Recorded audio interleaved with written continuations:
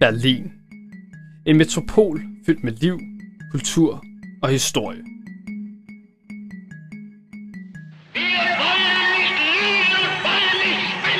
Naziregimet og 2. verdenskrig har sat deres tydelige spor i Tysklands hovedstad Berlin. Under krigen udførte de allierede omfattende tæppebombninger af vigtige tyske byer. På denne måde blev store boligområder i Berlin udslettet, og udover de mange dræbte, opstod en enorm hjemløshed.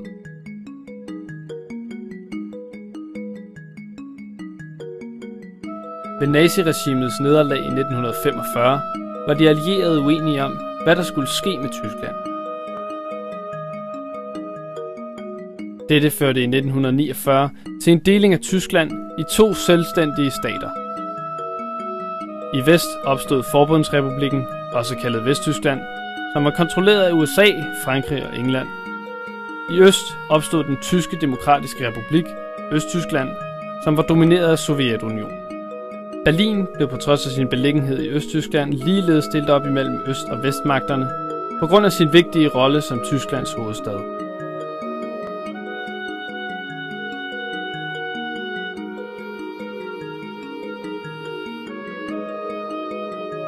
Både Øst- og Vestberlin lå dog i ruiner og skulle derfor genopbygges.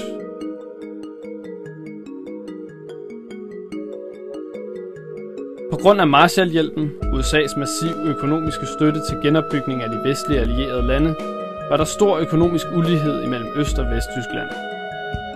Denne ulighed betød, at man i Østtyskland havde færre penge til genopbygningen, og derfor måtte gribe opgaven anderledes an, end man gjorde i Vesttyskland.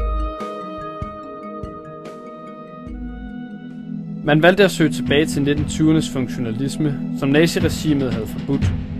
Funktionalismen lagde vægt på rationel industriel masseproduktion af produkter til gavn for hele folket. Man prioriterede brugsværdi frem for udseende og udnyttede masseproduktionens fordele til at sænke omkostningerne, så produkterne kunne købes af folk i alle samfundslag.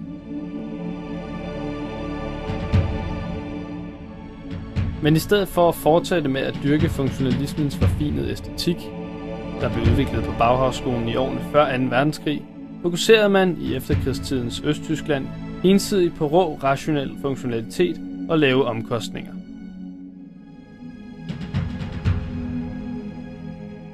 Man nåede på denne måde frem til byggekonceptet Plattenbau. Plattenbau var store lejlighedskomplekser, bygget op af standardiserede og præfabrikerede betonelementer, der effektivt kunne fremstilles i store serier og hurtigt monteres på byggepladsen. Denne form for funktionalistisk byggeri rådede ikke alene bod på boligmanglen efter krigen, den passede også til Østtysklands og Sovjetunionens socialistiske idealer om lighed og fællesskab mellem mennesker.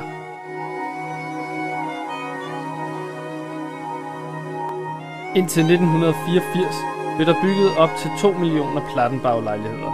Det svarer til ca. 150.000 lejligheder årligt.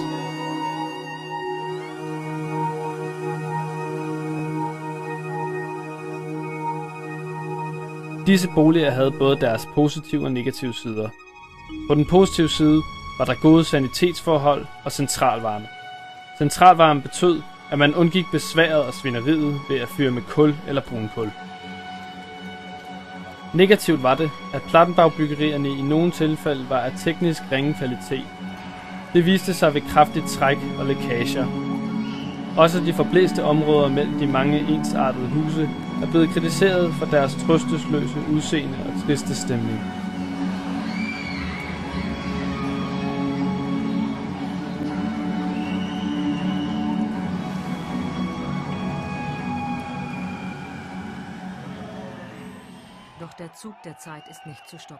Og så skete det i 1989. Muren faldt. Øst- og Vesttyskland var atter genforenet.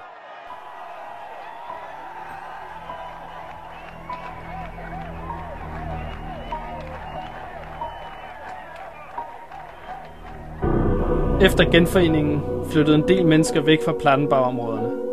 Folk havde fået nye ambitioner, nye forventninger til en ny begyndelse.